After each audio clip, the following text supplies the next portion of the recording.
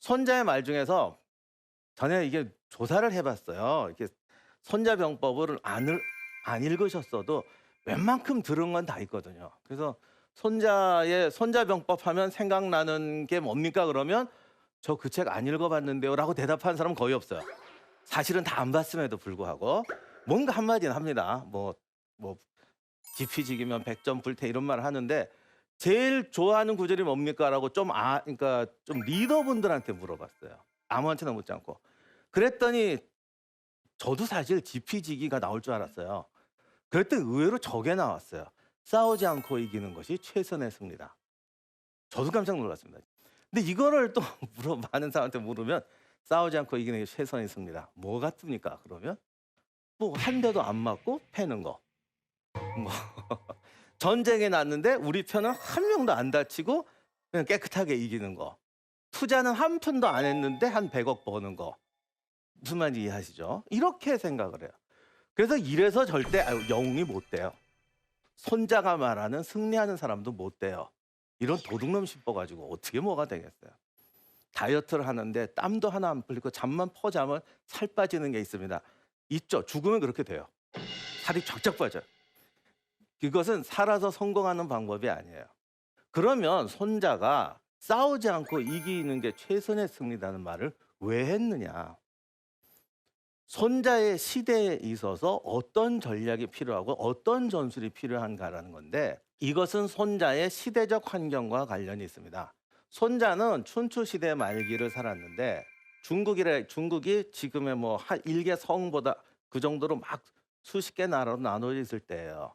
그리고 좀 지나면 전국 시대가 되는데 전국 시대가 되면은 이제 천하 통일을 시도를 합니다. 손자는 성각자였기 때문에 이제 시대는 곧 천하 통일의 시대가 온다는 걸 예측했던 것 같아요. 그런데 저렇게 많은 나라들이 나눠져 있어요.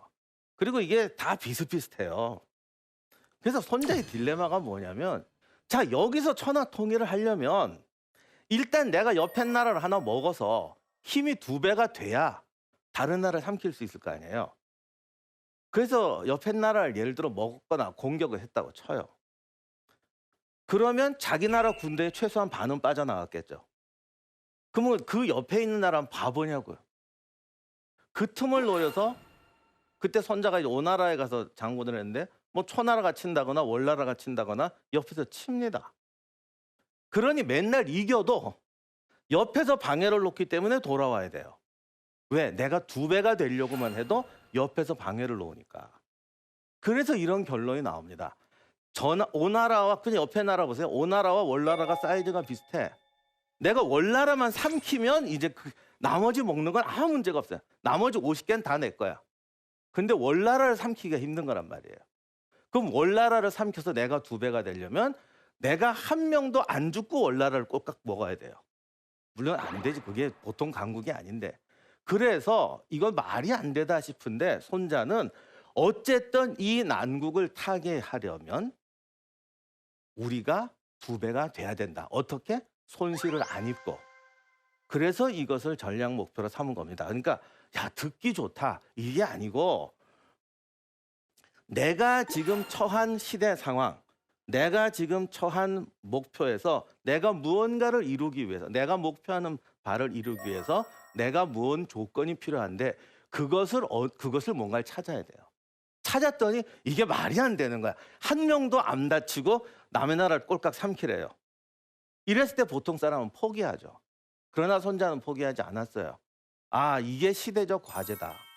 그리고 그 방법을 찾는 거예요. 이게 손자병법의 출발점이에요.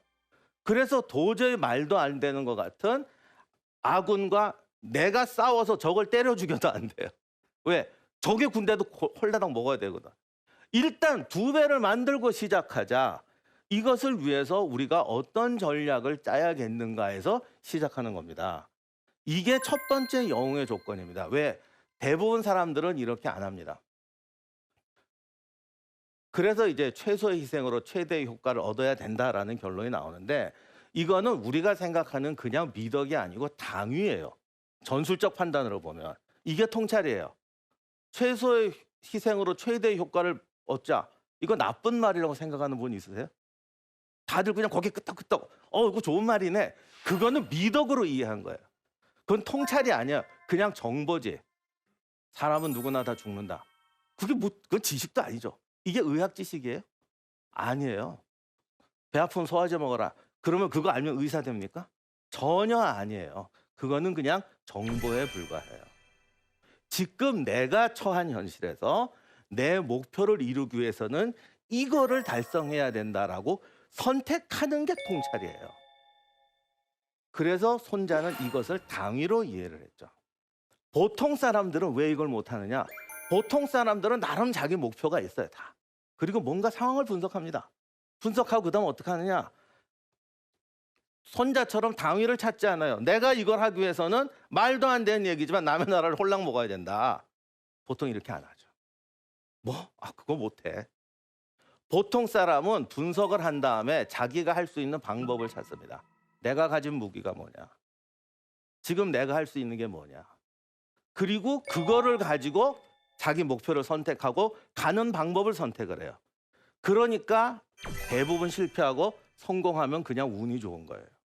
누가 인간에게 죄를 줬는지 모르겠지만 신이 인간에게 지혜를 줬더니 그걸 어디다 써먹냐면 남 탓하는 데 찾는 거야. 방금 말한 그대로예요. 분석을 해요.